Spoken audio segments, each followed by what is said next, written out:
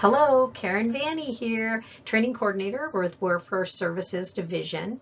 Today we're going to cover career planning with LMI. And this is another of the Train the Trainer courses that you'll find in the Job Seeker Essentials trainings. And this is going to help you to prepare not only when you're working one-on-one with customers, but also if you wanted to present this presentation to a group.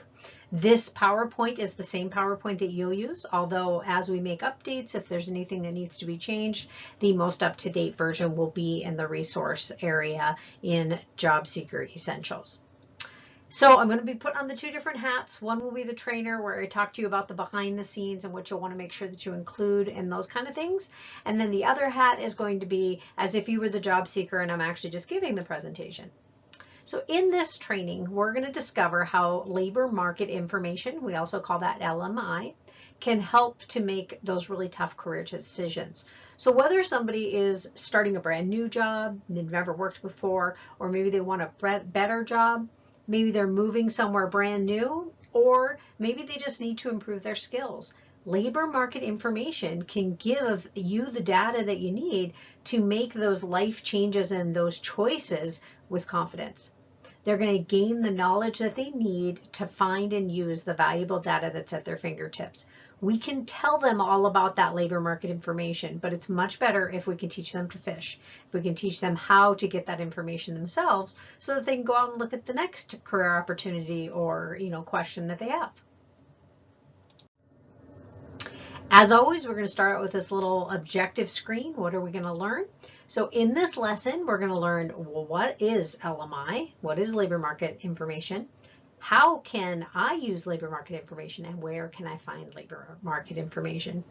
Then we'll wrap all of that up by giving some concrete ideas of how they can create and follow a career plan to achieve those career goals. Labor market information, and as I mentioned, is also called LMI. This is data relating to the economy and the workforce. That's what it boils down to. The technical definition is the systematic collection, analysis, reporting, and publishing of a broad range of data that describes current economic conditions within a given area. But it is data relating to economy and the workforce.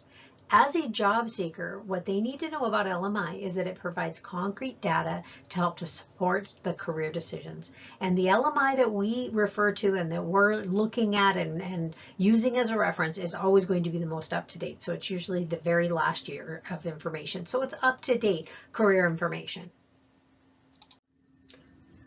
So who generates the data? That's where we'll start. Well, LMI comes from a few different resources, and that might include things like households and employment surveys or administrative databases like unemployment records and other agency records. It might also include transactional procedures like job postings or classified ads. The generation of that data is then managed by both the federal government and state workforce agencies, us, Workforce Services Division. In Montana, WSD's Data and Analysis Bureau collects, analyzes, and then reports that data and prepares industry and occupational projections. What a report is called or where that information comes from is not nearly as important as knowing what kind of data is available and then how that data might help you as you plan that next career move. And so just like anything else, when you're presenting on something, you always want to keep that kind of filter on that says, okay, so how is this going to help this person? Because just like you are now, as you're listening to a training or a presentation, you're going to think, how can I put this to use? How does this affect me? So think about like that with the job seeker. We don't want to overwhelm them with too much information. They just need to know that, it comes from these areas. It's kind of administered by these people, and then we get these great reports that we can then make sense of. So LMI data tends to fall into these three buckets, and that's the way that I look at it, is they're very, very clearly categorized. So there's the location data, and that's really good if somebody is considering relocating. There's industry data, industrial data. That's especially helpful if they're considering a similar occupation but in a different industry. So let's say that I'm a secretary or receptionist and I've been working in the insurance field and I want to do that same kind of work, but I'm going to go to work for a realtor. That's industry data that we're looking for. And then there's occupational data, and that's great. That, is probably the one that we tap into the most often.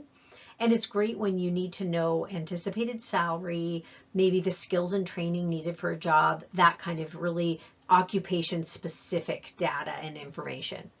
Research analysis then use all of that data to create these wonderful reports. And that's what we would call LMI, labor market information. All right, our next section. So how can we use LMI? Although labor market information is useful to a lot of different agencies, education uses it, we use it. It is amazing how many different agencies tap into this. You're likely to find that the in-demand jobs, so what jobs pay the most, what kind of skills and experience do I need, the skill requirement piece, growth projections. Is that job even going to be available in 5 years? That's a super important thing for our job seekers. And who's hiring? Who's hiring in my area? Those are all really going to be probably the most important information that we can take from LMI. How can we use it? Probably these are the things we're going to be looking at the most. LMI really does provide answers. And on the screen here, I have all the different things that we can find out when we're looking at LMI. And I'm kind of a data geek, and I understand that not everybody is, but I'll see a spreadsheet and I'll see just all these answers and think, let's make sense of this data. And not everybody is like that. And that's why we have research analysis that can put all of this information together and help spit it out in a way that we can understand. So instead of looking at this spreadsheet, we can say, okay, but how many people are unemployed, and just kind of drill down to that answer. So using LMI, we can easily determine all of these things. How many workers are in an industry or an occupation, what the average wage is, how many and what type of jobs there are, how many people are currently unemployed, very important. We can see which jobs are hot and the overall economic health in an area. If you're thinking about moving, what does that economy look like there? What type of education tends to bring the highest wage? That makes sense. If you're going to go to college, let's make sure that we're going to actually make some money when we get done. What occupations and industries are growing, and even what that work-life balance is like of an occupation. And those are super important things to take into consideration too when you're career jumping or jumping into a new career. So it is really easy to see how all of this wonderful information can help you to make those tough career decisions, or help our clients to make those tough decisions. So what do we know? There's a plethora of information out there. So don't worry, the information's there, the answers exist. The information is accessible, it's all online. So now all we really have to do is connect the dots and use that information to create that career plan. There are so many different resources that are available for you to access the data that you need. So now that you have a good grasp of the type of information that's available out there, we're going to dive into where you can go to find the data and the ease of use of each one of these sites. Some of the data that you're going to want to look into is available on lots of different sites, like the average wage of occupation. A lot of that occupational data, you're going to find that in a lot of different areas. Generally speaking, the information all comes from the Bureau of Labor Statistics. So you're going to find that the answers are generally the same, regardless of where you go to get that information. And keep in mind, Montana's LMI, WSD, we're the ones that turn that information over to the Bureau of Labor Statistics. So equal, all the same.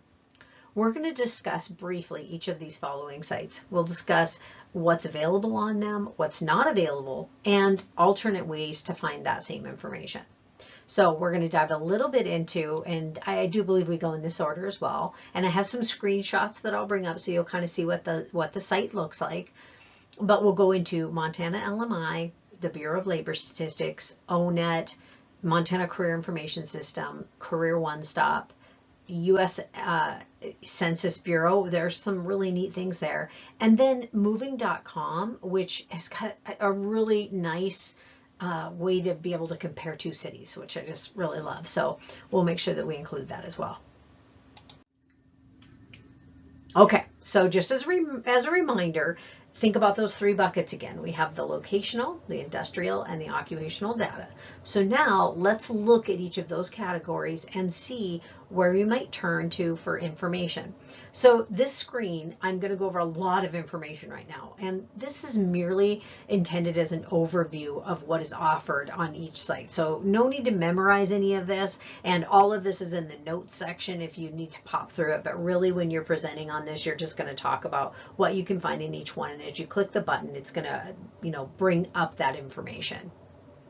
So clicking the button, when we're looking at location information, you're going to find that the Montana LMI site, which I always list LMI first, and that's because it's us, it's WSD, so let's talk about that first. The Montana LMI site has a lot to offer. They talk about unemployment rate and numbers to the local area information like population and top employers. And I really like the local area profile. I think you're really going to love it when you get to see that as well. The next one would be Bureau of Labor Statistics, so BLS, and that offers a report of job losses and gains over time, so that's pretty neat.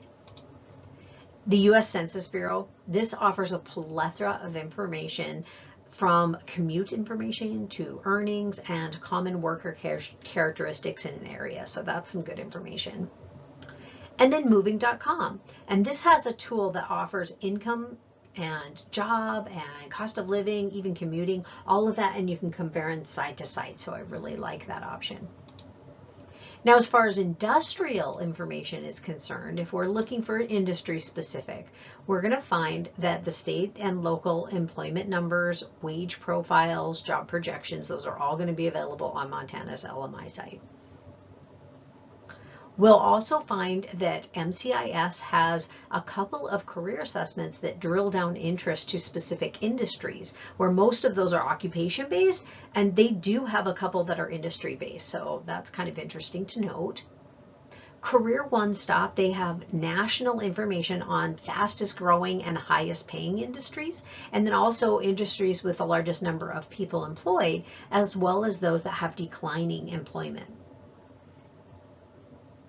Always good to know that that's going to be growing because we want to have a job in 5 years, 10 years. And BLS, the Bureau of Labor Statistics, is going to offer national and state data surrounding employment numbers, average wage, and comparisons over time.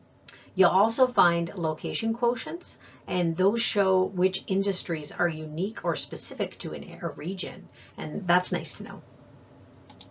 And the one that I talk about the most and that we use the most is occupational data. And you'll find that there are local and state projections. You're also going to see training and education provider information and wage by occupation and area in Montana's LMI site. You will find MCIS, Career One Stop, and ONET. Those three they're great sites for occupational information. They all offer very specific information from a day in the life to local wage information and licensing requirements. And really with these, it just depends on what you like to look up better and the ease of being able to get into it and that kind of a thing. It's totally up to you. It's going to be pretty much the same information from one site to another. They also all offer career assessments to help people to decide if a particular occupation may be a good fit. The Bureau of Labor Statistics, they have a really awesome guide. It's called the Occupational Outlook Handbook. But the thing is, it only gives national information. So yes, it's good. It really dives into a lot more details about the occupation, but the numbers are just national. So what I like to do is go there for all of the, the information part of it. And then when you want to drill down into like projected wages and whatnot in an area, maybe go to Career One Stop or ONET to get that information, or MCIS. But that projection, it gives you projections, fastest growing, highest paying occupations, and hourly wage estimates, but all with national information. Okay, now we'll go over each one step by step. And what you'll find when you're working through these slides is that there are screenshots and they're all on one slide and then one replaces the next one. So I have put on the notes, there's little brackets that say click. And so when you get to that part or when you want to move on to the next screen, then you're going to click, and then one will go away and the other one will come on. So you'll see how that will go. So LMI's site is pretty easy to navigate. And actually, LMI, Career One Stop, USNLX, and I'm missing one, Bureau of Labor Statistics. Those are all Department of Labor and Industry sites. So, national or, local, they're all the DLI sites, and they all kind of built the same with your tabs at the top, and then those drop down into more information on each one of those sections. So you can see the tabs at the top. That's going to help you to navigate. The industry tab is where we'll start, and this offers a variety of reports that are all hyperlinked. The other tabs are built the same, except for the other data, and that's recently been updated to read data dashboard. So, that's how it looks now. And career resource tabs, and those just offer a couple of options. So instead of offering this whole drop down, they're just going to offer a couple of little down, like a drop down box. Notice there's also links in each section to the national database, the Bureau of Labor Statistics site. And, very often I find it's easier to get to whatever you want on the BLS site by getting to it from LMI, from our site. So, whatever you feel more comfortable with. So we'll move on to the wage tab now. And there you go, the wage tab is one where you can find the average weekly wage and a link to the informational wage rates by occupation publication. The occupation tab has the same link, but notice that I think I have to click the button here. There you go. The occupation tab has the same link, but notice that the job projections publication to the right and the employment tab, there we go, has the top employers by area report and unemployment statistics. Local area profiles is an all-in-one type of page, and it offers a lot of really great information and specific to a specific area. So you can drill down by reservation, by county, or look at the entire state. And best of all, there's a handy feature on the site, a search feature up in the corner. So you just type in what it is that you're looking for there, and it's going to give you a whole list of things that it found on the LMI site, and you can click right there to get to your page. Okay, moving on to the Bureau of Labor Statistics. So the BLS site, it's set up very similar. So look at our tabs at the top, and then as you click down, they drop down and give you more options. So under the Subjects tab, there's that. There's an entire section that's dedicated to employment information. So you're going to find worker characteristics, employment by occupation, and that kind of thing. The Data tab has industry at a glance, and to the left is a link to the top picks and the maps. There's lots of good information here. They recently updated this section to include several charts and handy comparison calculators, which I really, really like. You're going to find the Occupational Outlook tab under Publications. Let's get there. There we go. And in addition to the Career Outlook, and both are chock full of great information. And then there's an Economic Releases tab, and there's several news releases concerning employment. And you're always going to see the top things that are going to come there. There's some valuable reports that are difficult to get to and are actually easier to find by the link on the Montana site. And so that's how I usually steer you in that direction, which you'll learn more about that in just a minute. Okay, ONET. So most of the information on ONET is very specific to occupation. However, there are 3 valuable tools on the homepage, which is what we're looking at here, that you should know how to use. So on the left-hand side here, you'll see Find Occupations, Advanced Search, Browse by ONET Data, and Crosswalks. These options are under the blue banner titles. It's titled Search ONET Occupations on the left-hand side there. And you can expand and collapse each one of those sections. So under Find Occupations, you can access, there we go.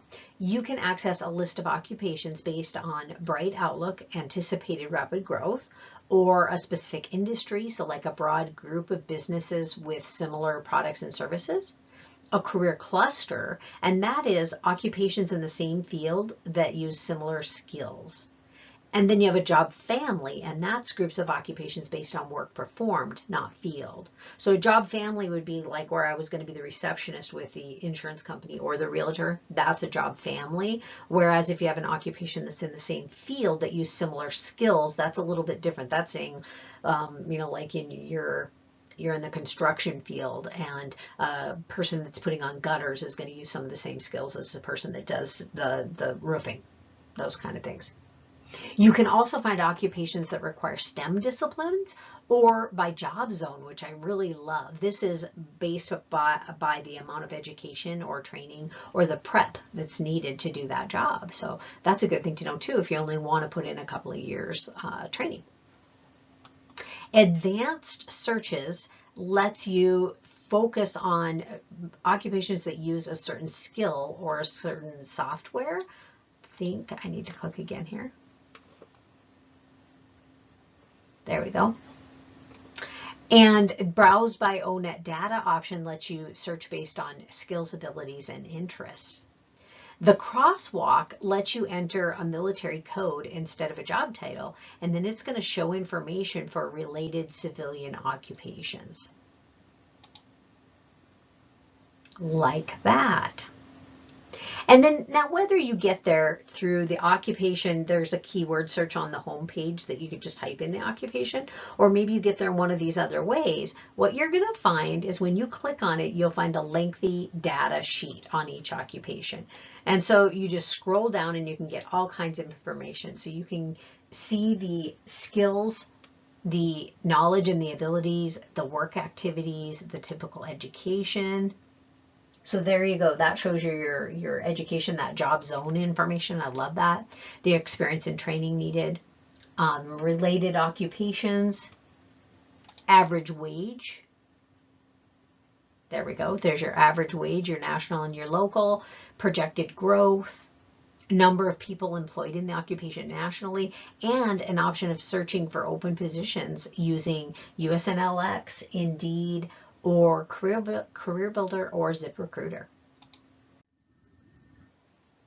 MCIS. Now we are going to be changing the scope of how MCIS looks. We're moving into 360 is what they're calling it. But right now, this is still the version that we're using, and actually a user could use either or. But this is still good data right now. So this will probably get updated. MCIS has a lot of information for career planning. However, you do need to log in to access that information, and that's sort of a frustrating part. You can log in with our DLI login information, and that would be in this blue box right here. First, you log in with this information so that we can actually access that information later, and then it'll take you to a profile page where you would want to create a profile, or you'd want our clients to create a profile. You could also enter there as a resident, but we really kind of want to steer people away from that. So just so that you know, our username, so the one that you'll put in this blue box, is MT, this is all lowercase, MTWIOA, so MTWIOA.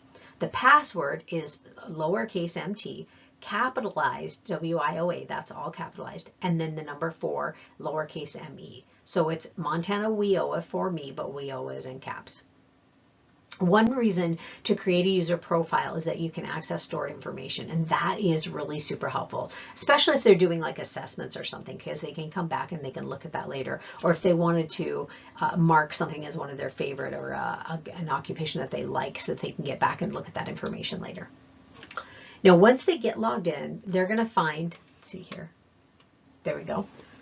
They're going to find a lot of helpful career assessments under the assessment tab at the top. The occupation tab is going to lead you to a lot of labor market data. And although the majority of the data is by occupation, there is some industry specific information that provides general information about an industry, such as working in an industry, location or an employment, or wages. To look at occupational information, they can either click occupation or compare occupations side by side if they prefer to do it that way. When clicking occupation, you get an alphabetical list like this one, so a long alphabetical list. Note the little icons there on the side. MCIS provides videos, informational interviews, answers, interview questions and answers, and then it indicates if a job is considered hot or if it's considered a green job. And this is all really great information. And I have to say I love the informational interview answers, and I'm not sure that that's going to be in the new 360, but this version is going to be available for quite some time anyway, so you can always come in there and look at that. And you can see the little videos are the ones that have the video, a day in the life kind of a video. And the one that looks like a little green caption, like a little cartoon caption, that's the one that has the informational interview answers. So as you look at each one of those occupations, you're given many different options as far as the information is concerned. So on the left panel, you can see that there's, you can click into each one of those, the overview, the high school courses, the activities, the skills and abilities, knowledge prep, and each one of those brings you to a different page with different information. The Pathways tab is also worth looking at. It gives a look of these pages. The look of these pages has changed and they now include pictures, but the data is the same, and I just couldn't fit it all on the screen, so I've kept it with the old screenshot. But it offers up so much data on the different career paths, and I just love the way that they're all intertwined here. So it's very helpful to identify how much training is needed and then what type of occupation that you could choose and how much you could stand to make and how you could see yourself moving along that career pathway, that like a career ladder. Career One Stop is a national DLI resource. It's jam-packed full of information and resources. Most of the LMI data is going to be found in the Explore Careers tab. Get there for you. There you go. It's accessible like all the other sites with the tabs at the top, and then it drops down to a menu of more information. There's some career assessments on the left side, career profiles, and that's going to be like that occupational data that we saw over at MCIS, but it looks different here. You're going to see some videos and the option of comparing careers side by side. The last option in the center column is research industries. And so that's going to get you to that national data on fast growing, highest paying industries, and the salaries option is going to get you to some local wage information. Under the job search tab, under what's in demand on the left-hand side, there are links to the fastest growing careers, careers with the most openings and with the largest number of employees, and declining careers. You can also narrow your search to a state or gather national data if you prefer.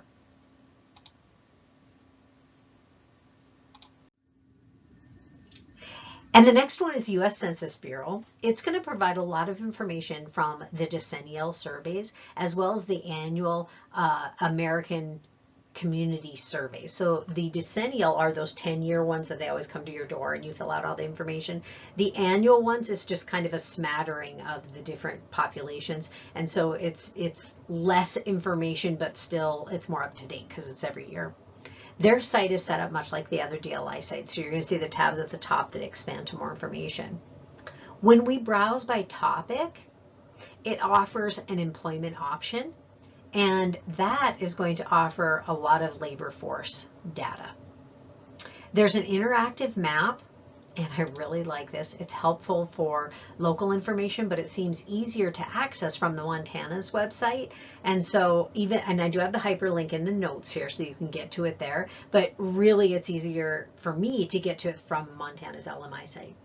You can even drill down to zip code on this map, so you can find out like the different information in, I live in Great Falls. In Great Falls, there's lots of different zip codes in, where you reside in, and you can really drill it down. You can find a link on the local area profile in the Montana's LMI site at the bottom of the page. And I have that in the notes, so you'll be able to look at that resource later. and moving.com. And this is the one that I like because it compares the two. It does have a few tools that are handy when you're considering relocation, and it includes moving cost calculator. I think that's really helpful. If you're moving from here to Colorado, it would be nice to know what you're getting yourself into.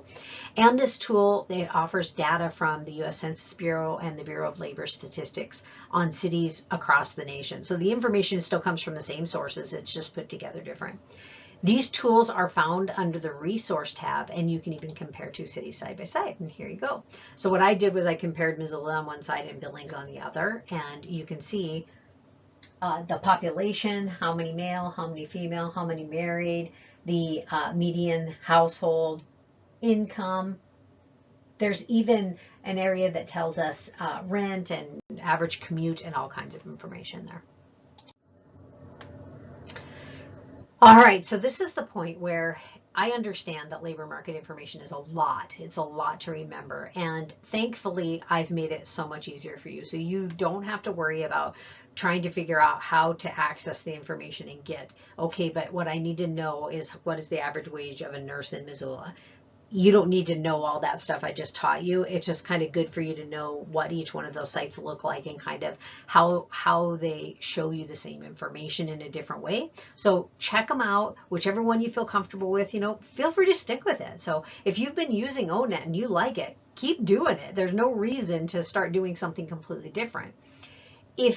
But what we did was we created the LMI data locator tool, and there's two different options, and this is going to help you to narrow your search. We talk about it in this presentation because yes, it is super helpful for a workforce consultant to know how to use this and to help your clients, but this is also available to the clients on Job Seeker Central.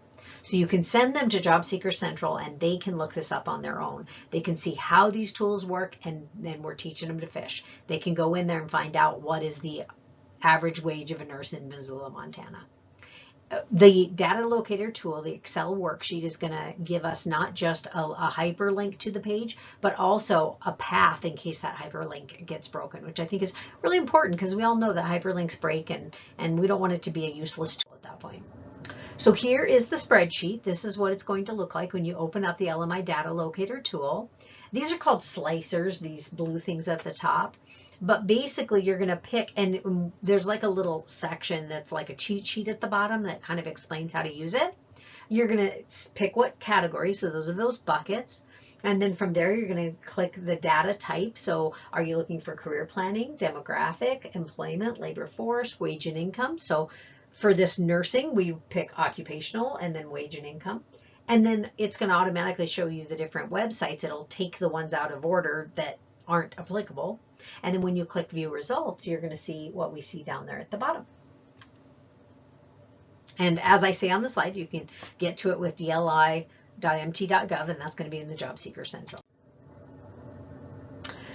Okay, so now that we know how valuable labor market information is and how you can use that to make some really important decisions, we need to take a step back and discuss the actual career plan itself. So actively planning a career, whether they're looking for their first job or their last job opportunity, it puts them in control and it helps them prepare for ultimate placement in a meaningful position. And this is important. This isn't about just finding a job. This is about a career. This is about finding something that you're going to be happy in for the long term.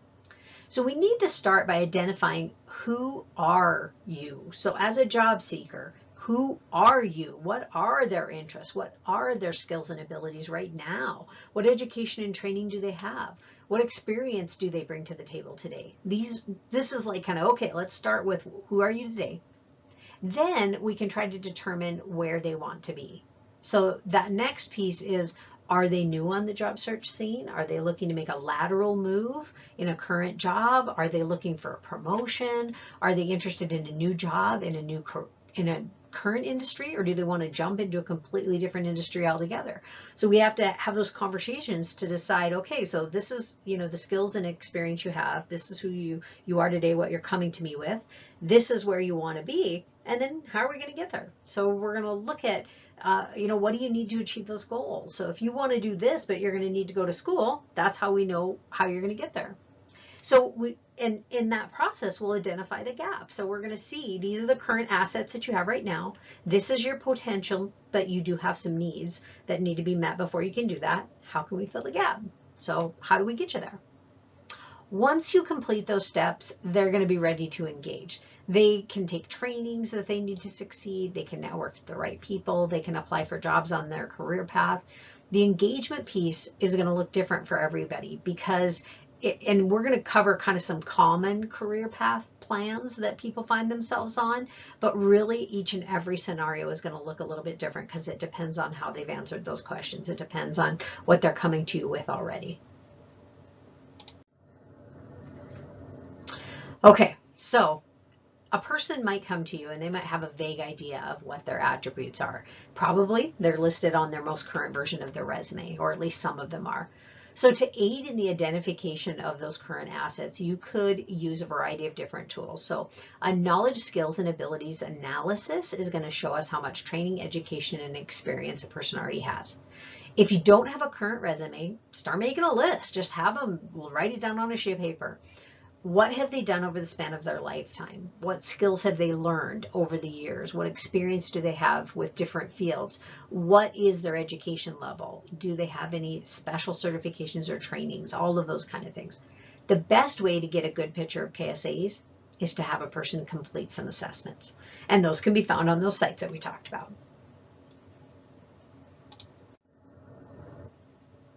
So job seekers can identify their skill sets by using one of these tests to identify current skills. You can find skill assessments on Career One Stop and on MCIS. So here, what I've done is we'll talk about each different type that we have that are available to us and where they can find those. These are clickable hyperlinks, and there is a resource in the document files that has all of this information with also clickable links. So, and that's a PDF document. So you can save that, you can share that with your clients, or that's on Job Seeker Central too if they want to get it from there, because of course, once you print it, it's not as helpful. So the skill matcher, that is something that you're going to find on Career One Stop, and it offers 40 questions. You identify your skill levels using examples given. So you choose beginner, basic, skilled, advanced, or expert. And it looks something like that. And what we want to do is encourage them to answer thinking about if they feel confident doing something, but also if it's something that they like to do. So a report of the jobs that match the skills that they identified as high is going to be generated. So you don't want them to list themselves as an expert at something that they don't enjoy doing. We want to make sure that they actually enjoy doing that skill. There's two different skill assessments on MCIS. One is called skills, and it asks you to drag and drop 35 skills and identify them as either very, moderately, or somewhat satisfying. I love this assessment. It is my absolute favorite. So that's what that one looks like. It offers several reports. One of those shows the top 30 jobs that match the skills that you identify as being important. The skills are things like working with people, teamwork, using computers, and decision making. Similar to the skill matcher, I suggest that you rate the skills based on the things that you feel comfortable doing, but also that you like to do. And the last one listed here is the Workplace Employability Skills Assessment. It offers 36 statements and asks you to rate yourself as either high, medium, or low. So things like, I can use different technologies to communicate. And then a report that gives you a proficiency rating for each. And I really like that proficiency rating. And I really like to steal the verbiage from those questions too, because those questions are a really good way to be able to kind of quantify or qualify, be able to put into words how you are good at one of those skills. So as transferable skill like collaboration or professionalism, you can use the words here and bring that into a resume. Gives you a good idea of where you are today and then where you can also improve. So you can see here the ones that you still need to improve on. The next ones are interest assessments, and these help job seekers to identify careers that are going to be interesting to them. So they're going to ask a series of questions asking if you like to do something or not. So you can find an interest assessment on ONET, Career One Stop, and MCIS. Once you've completed the interest profilers, you provide rating scale with your RIESAC score, and that stands for realistic, investigative, artistic, social, enterprising, and conventional. So the interest profiler on My Next Move, which I really like, by the way, it has 60 questions and it gives you an opportunity to rate your work activities.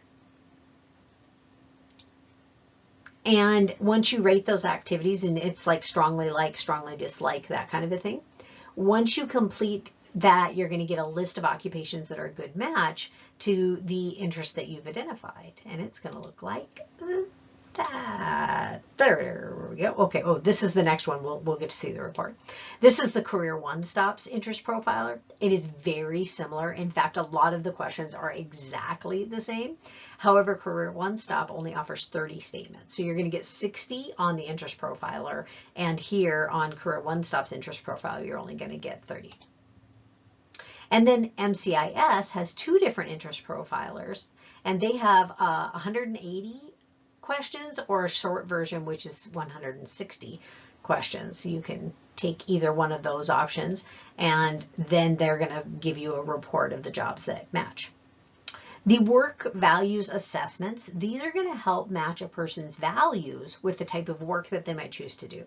So you're going to be asked to rate again how important things are to you, and then you're going to receive a score identifying which values are most important. And you can access the work values assessments on Career One Stop and on MCIS. Work values matchers, the work values matcher on Career One Stop offers statements that you rate as important to you. And it looks something like this. You drag and drop into the column that matches the importance to you. And then your report indicates how important those different values are to you. And from here, you can click to see a list of occupations that are going to match.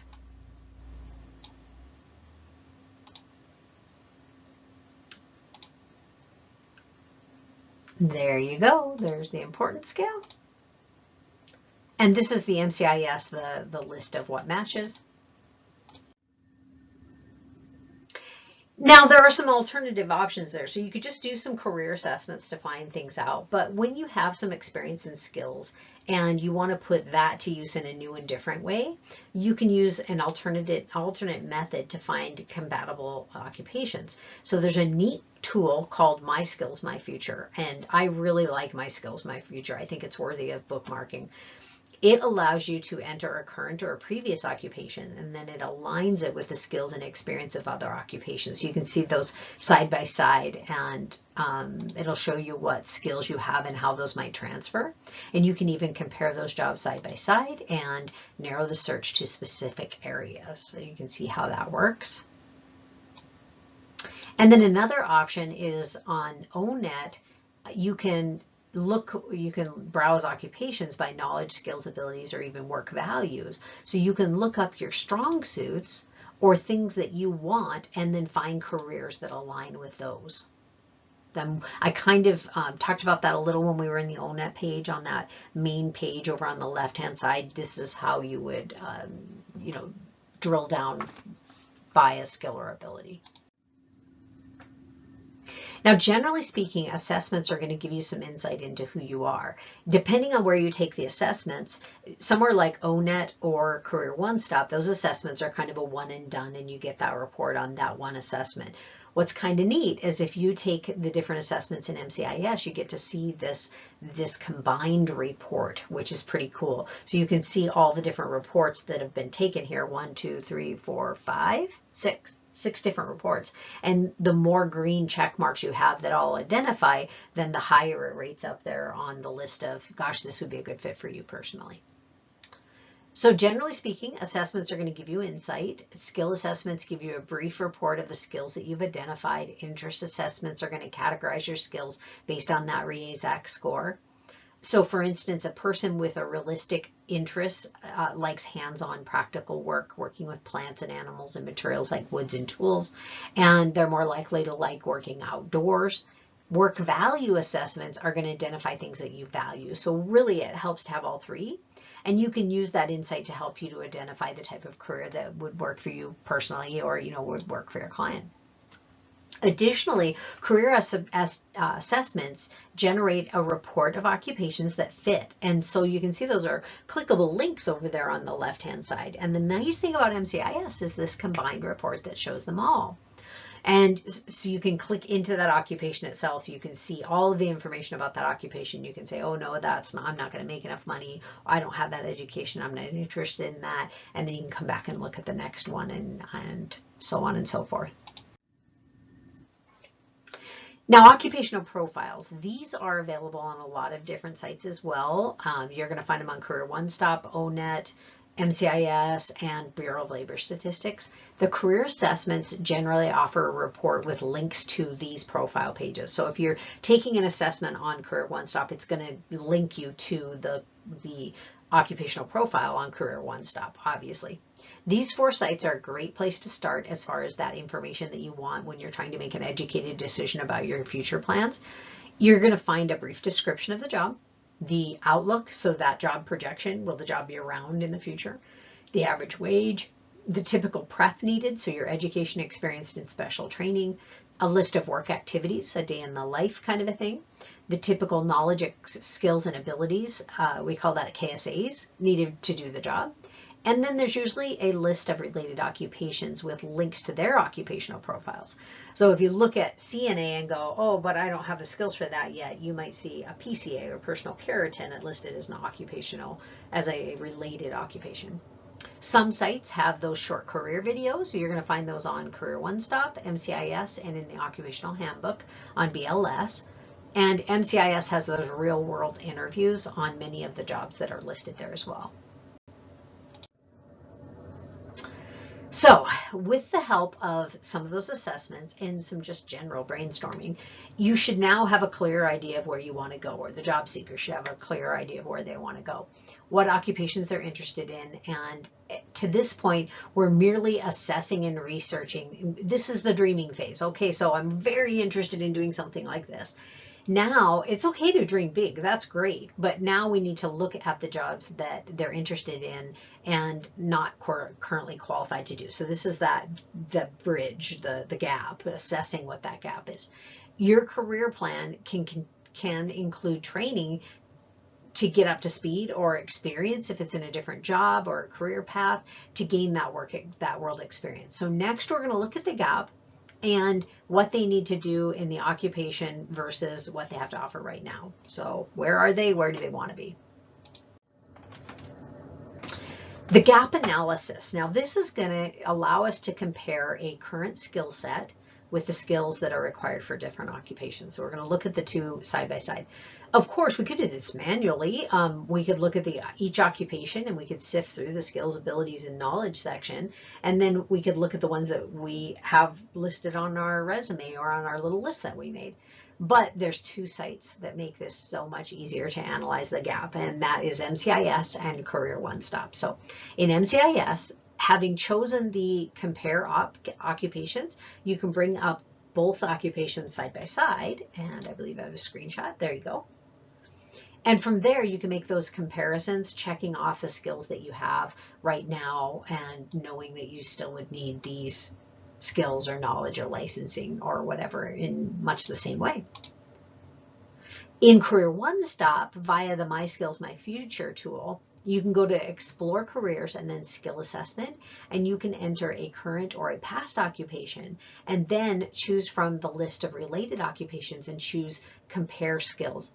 My Skills, My Future shows the skills, knowledge, and abilities that are similar and the gap. It also gives a link to find trainings for the gap. So you can go right to the training section, and it even shows side-by-side comparisons of the trainings needed, the licensing, the certification requirements, all of that applicable stuff.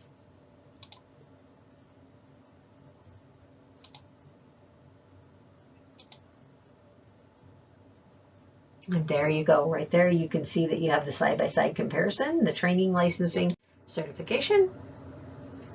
So once we've identified your target occupations, you know what you need to do to ensure that you have the training and the experience needed. And at this point, they're going to be ready to engage. So as I mentioned before, that engagement is going to look different depending on what their current skills, knowledge, and experience are and what job they've chosen to do. So it might be as simple as job shirts. Maybe there's other trainings available that are covering, if they're just interested in job search, send them to Job Seeker Central. That's a great place to go to get all the information that they need. Maybe they just need to apply for open positions, or maybe they need to look into short-term training options or enrolling in a college course or something like that. There's also some outside the box options that might lead to training and experience that they need to succeed as well. Here are some of those more common choices a person might make when they're pursuing a career path. The career itself might be the same job in the same industry, or a different job, a different employer, a similar job but in a different industry, like that receptionist at the insurance agent and also at the realtor agency, or it might be a completely different job in a completely different industry. Now, once we've identified that skill gap, we need to decide the best way to fill the gap. So how can they get the training that they need? How can they get the experience to get hired in the job that they want? So for those that need to learn a trade, there's going to be a few options to be paid while they learn. So they could do an on-the-job training, similar to an apprenticeship, but shorter and less structured. They could do a registered apprenticeship. That's a structured way to earn an industry credential while working. Or they could look into industry-sponsored trainings. So trainings needed to work in a specific field, something like a CNA or the insurance agent that has to go through all those trainings in order to do that. As far as experience is concerned, there's some innovative approaches to consider as well. You could open a business or start a side gig to get the experience that you need. You could volunteer somewhere where you can gain valuable knowledge, skills, and abilities needed that you can help pad your resume with that. And then, of course, people that need formal education, they're going to find themselves dropping into one of these categories. So is it college and your university degree? Is it a technical degree or a certification? Or maybe it's just GED or a high set. And it might be, of course, a combination of these. Most people don't find that they can focus on training alone, and they're going to need to work as well because, we aren't made of money generally. It's always a good idea to find current work in the same industry. So somewhere along that same career path, like a career ladder, like you see over here on the right-hand side. Look for related occupations or look for a job further down the outside edge of the career field diagram that I found this on MCIS. And I have the link there if you wanted to go right there and look at it. That wheel, those are clickable links to the different career fields, and it's going to bring you into more information about each of those occupations. So this is a pretty helpful little, I guess, a page on their website. The closer that you get to the center, the more specialized that job is. So for instance, you can go from getting an entry-level PCA or personal care assistant job to getting a certified CNA job and then on to a licensed practical nurse or even a registered nurse.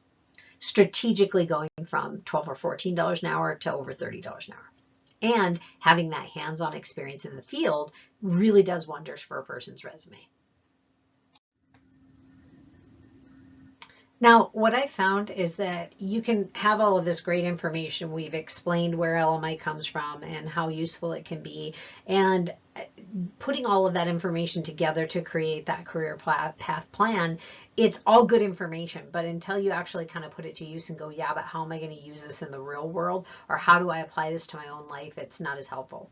So what we're going to do next is talk about an actual career plan scenario. And I've actually recorded this as a video, so you can just click play, or you can talk through each one of these. I'll click play and play it for you. But you can see on the screen here that I've outlined each one of these steps and how important it is to look at each one of these. So what kind of experience and education do they have? What interests what interests apply to them, their skills that they currently have to put forth, and then what kind of money do they need? Are they willing to do training? Where do they want to go? Where, do they have to live in a certain area? Let's walk through a potential career planning scenario so you can see how it might play out. Let's say that you've been working as a customer service representative at a call center for 3.5 years and you really want to do something different. An interest profiler identifies strong social interests. you're patient and helpful and a good communicator. You like to work as a member of a team and help solve problems or serve the community. The skill matcher identifies clerical skills, administrative and management, and helping people.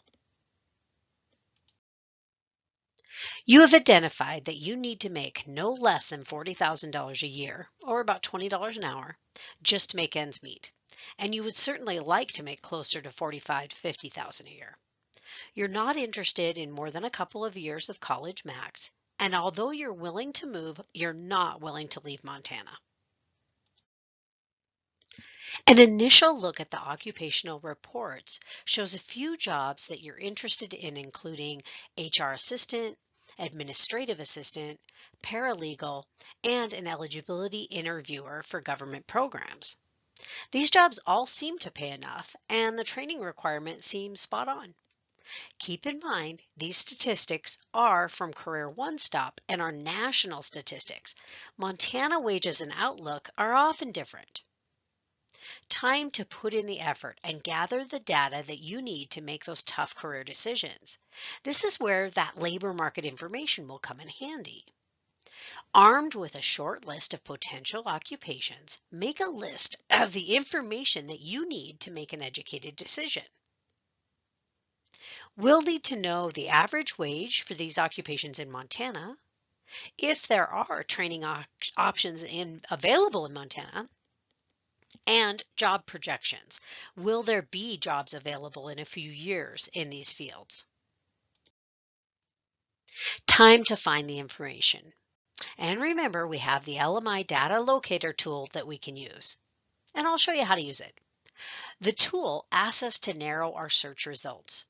Remember those 3 buckets? Let's start there.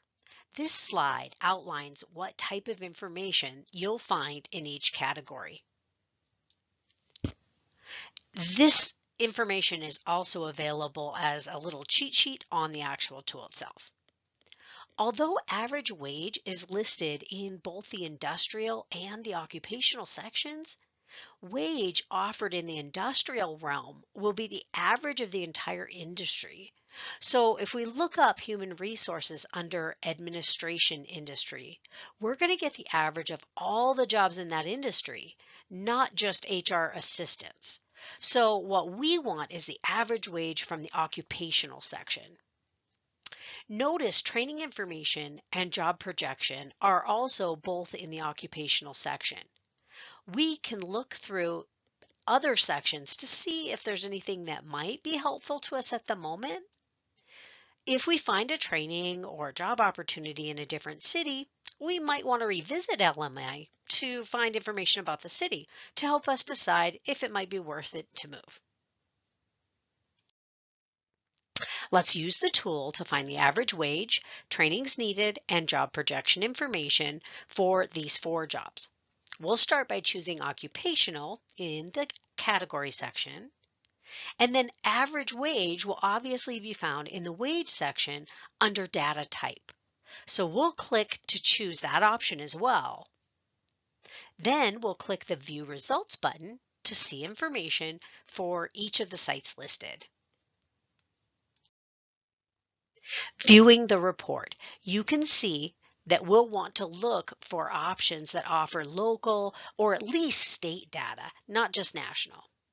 If you prefer to work and live in a particular city in Montana, it might benefit us to look at options that offer local data, not just state.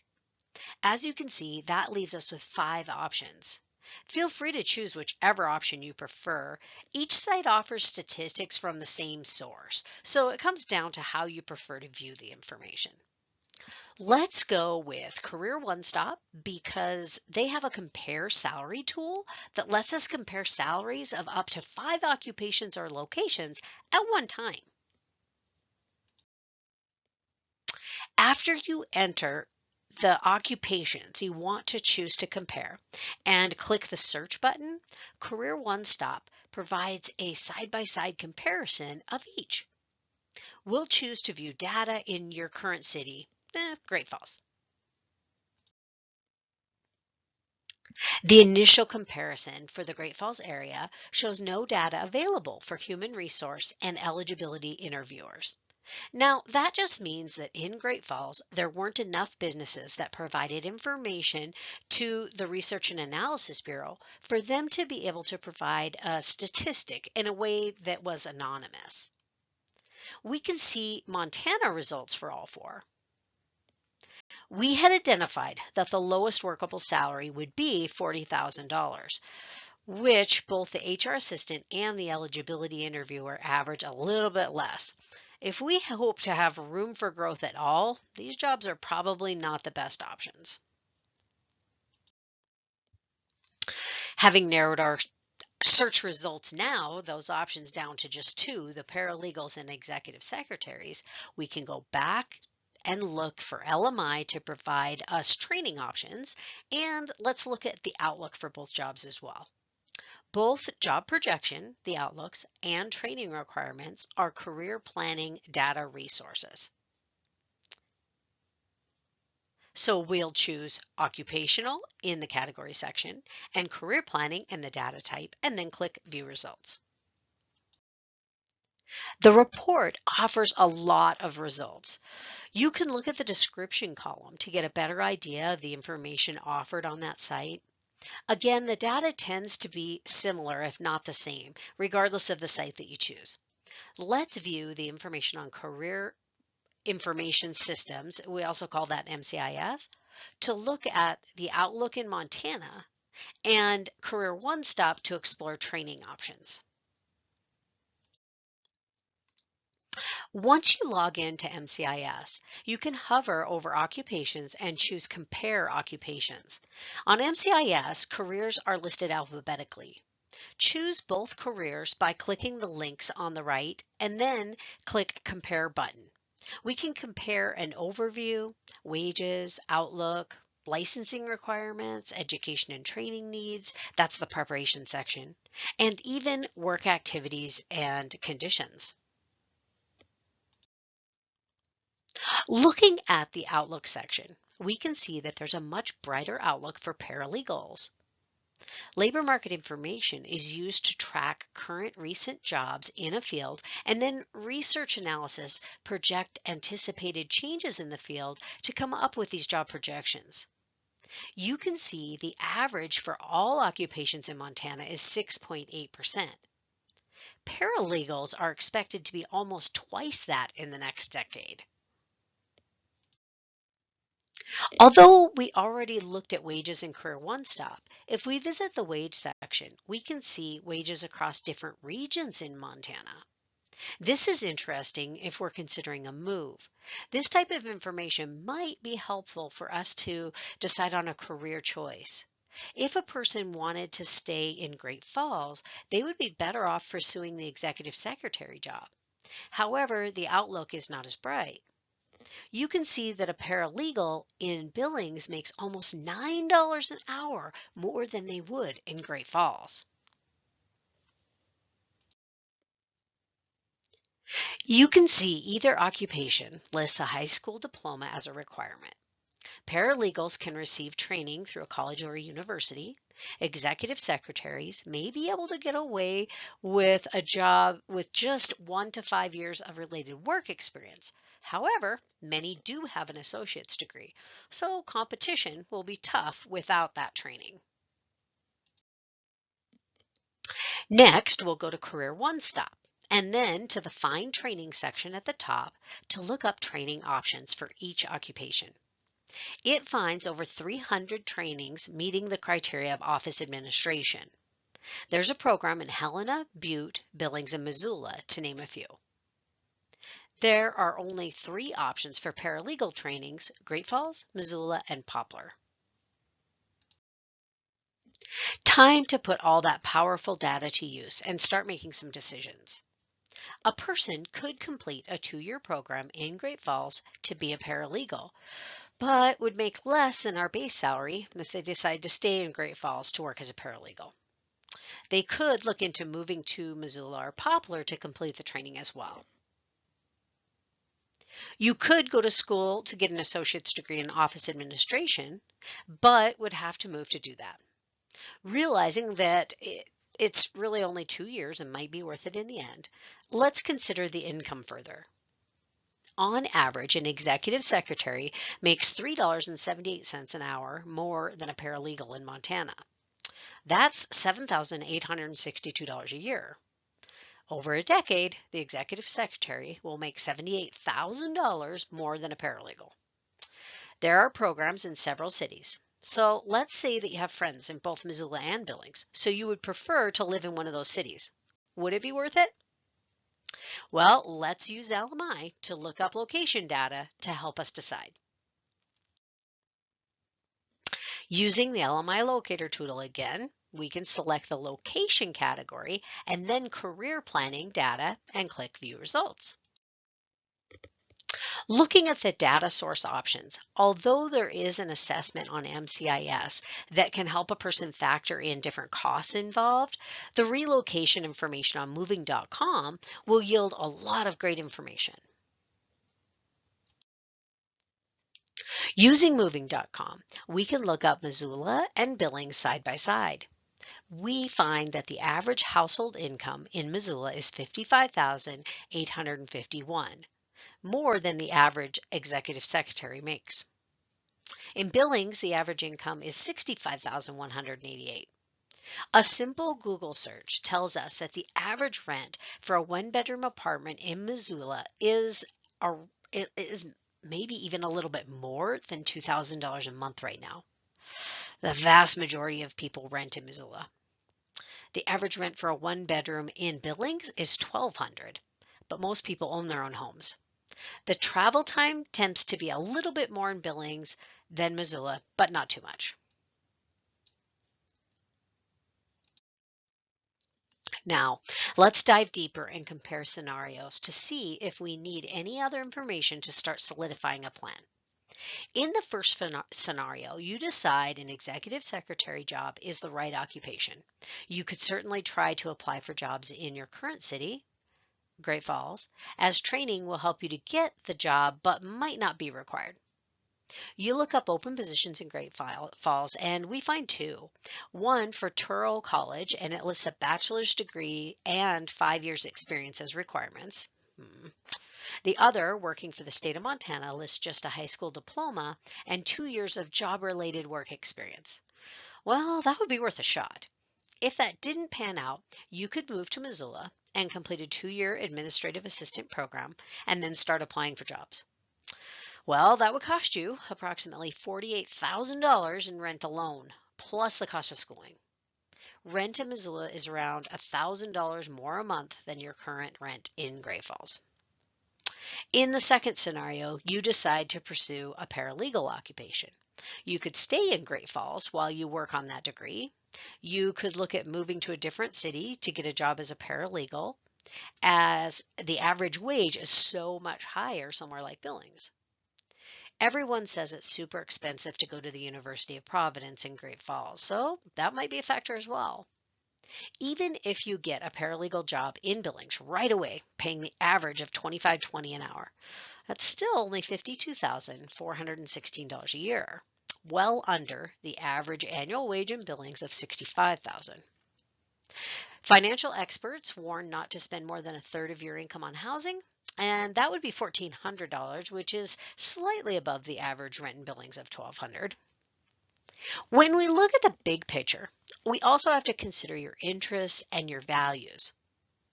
An executive secretary would work closely with management and big corporations.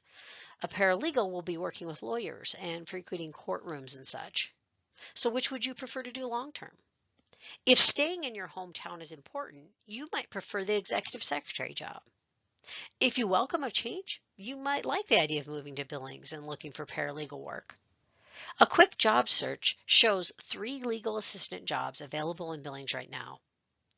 Next steps will include applying for FAFSA and looking further into different college choices. If you decide to stay in Great Falls and attend the University of Providence for paralegal program, you might look for a receptionist or a filing clerk in the legal world right now. If you decide on the executive secretary job, you might look into temporary clerical work until the next semester begins and start saving money for the upcoming move.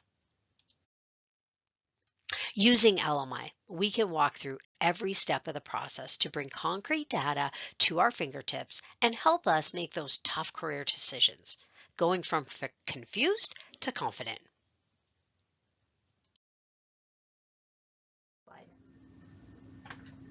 Okay, so now we have to make sense of all of that data. So as you digest the data, here are a few things to consider.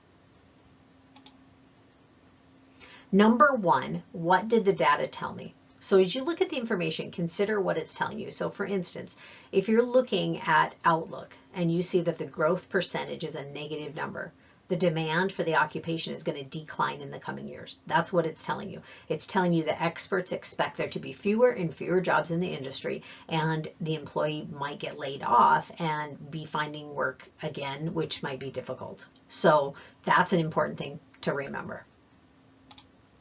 The next one is, how are they going to use this data? So how can you put that information to use? We've gathered it, but how is it important? So wage is important, but so is data, so is location, because you might get paid a completely different wage if you're going to live in Billings compared to living in Glasgow, Montana.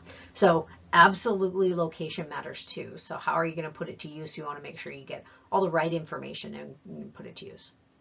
What other options do you have? So you can always keep looking at other positions. Remember the alternative options for occupational direction. My Skills, My Future, that lets you see what other jobs might use similar skills and experience if they aren't able to find anything in the position that they've identified as being their kind of go-to, the one that they're interested in. And remember that there's related occupations. That lets you browse other jobs that have similar skills, knowledge, and abilities and work activities. And you can get there through any of those occupational profiles as well. And perhaps one has a brighter outlook in the area. Maybe it has less education requirement or a higher wage. So depending on what that person is really interested in. Is additional training an option? Training is an awesome way to add to your personal net worth. So there's funding available to help people to pay for training through workforce development programs. They need to call their local job service if they're interested in training and they want help paying for that. And finally, we don't want to forget any barriers that might stand in their way before they get too deep into their job search. Can they only work part-time? That's a barrier. We have to make sure that we've identified that.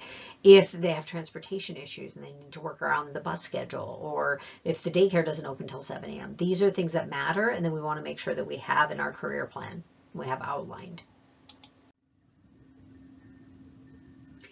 Okay, so as a review, here are the career planning steps. Step one is going to be the KSA analysis. So make a list and complete as many career assessments as you can. Step two is to align the opportunities to the current assets. So use My Skills, My Future to find those related occupations or search for occupations based on the SKAs using the ONET. Step three is going to be researching the occupational profiles. So either follow the links or just go to one of those sites and type it into the search section to look up that occupation and see if that's something that interests that person. Number four is going to be to identify the occupations of interest. So you're going to find, I like to say 1 to 5 jobs that they find interesting and would potentially meet their needs. And then they're going to identify helpful LMI. So figure out what kind of data do we need to make your decision. So consider where you want to live, how much you want to make, and how much training or preparation you're willing to endure.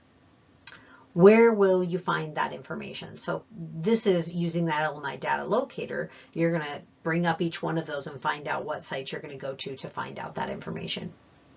Next, you're going to locate, assess, and understand the data. So you're going to read the description of the DLI data locator tool report to decide which site you're going to go to. Often you want to look at the location area, because if it's only national information, that might not be as helpful as if you can get local information and go to that site instead. And then you're going to identify the gap. So that SKA gap, you're going to use the My Skills, My Future to enter the current job and then the new job and compare those side by side, or compare your current resume with that occupational profile. Number 9, you're going to research training options. So you're going to research any options that it says that are helpful to be able to get that job and see where they might be. Are they close to you? Are you willing to, do that training, that kind of a thing? And then you're going to create the plan. Last but not least, so what steps do they need to get where they're going? Do they need that training, education? Do they need the experience? And then break down the goal into smaller, achievable chunks. If they need to gain experience in the medical field while they wait for the next semester of college to start, maybe they're going to apply for a PCA job. If they're going to research upcoming CNA classes and they want to pay for it, they can look into job service and apply for that. Maybe they need to apply for FAFSA before the next college term starts. Maybe they need to research colleges. Maybe they need to enroll in college, apply for a CNA job, apply for a receptionist or a scheduler at a medical facility today. There's so many different ways that that can pan out. And they can even volunteer to gain that kind of experience. Okay, our recap screen. Hooray! Labor market information is workforce data that can support career decisions. LMI provides data on industries, occupations, and locations, and those are those 3 buckets. Although there are a lot of different sites, there's that free LMI data locator tool that's available to help. And career assessments can help you to identify skills, interests, and values. Occupational profiles are going to provide all the information you need to know about the different jobs. And a career path plan might involve a new job, education, or even an on-the-job training opportunity. And here's that final slide that's going to show you, this is one that you should edit and put your own information on when you go to do this presentation. And there is an entire video that's all about how to make changes to each one of the presentations. So check that out if you haven't already done that. There you go. If you have any questions about any of this, or if you think, gosh, I wonder, is this still up-to-date information? Or gosh, Karen, I think we need to make a change to this slide. Reach out to me. You can reach me at kvanny, the number 2, at mt.gov. kvanny2 at mt.gov. Thank you so much.